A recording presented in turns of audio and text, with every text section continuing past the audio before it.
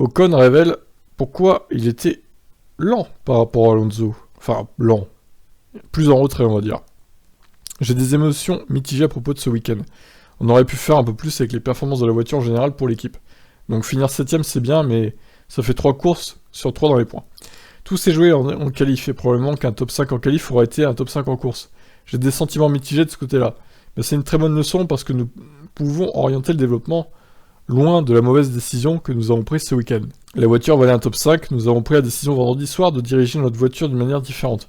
C'est pour essayer d'orienter le développement plus dans une direction, et ça n'a pas payé pour nous. Mais sur un week-end moyen, finir 7ème et marquer 6 points, c'est plutôt correct.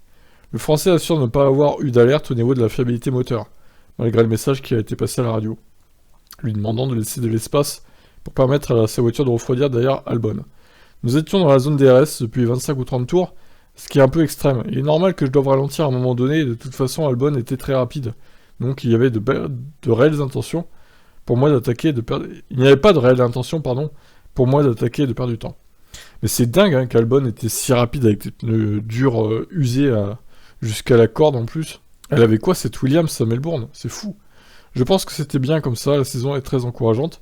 3 courses, 3 fois dans les points, avec une 7ème place, une 6ème, puis une 7ème, c'est bien. Avoir marqué 20 points en 3 courses, c'est très solide.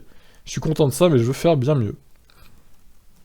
Eh ben à voir du coup, hein, s'il arrivera à faire mieux. Donc en gros, il s'est un peu planté dans la direction des réglages, ce qui l'a emmené derrière Alonso globalement ce week-end.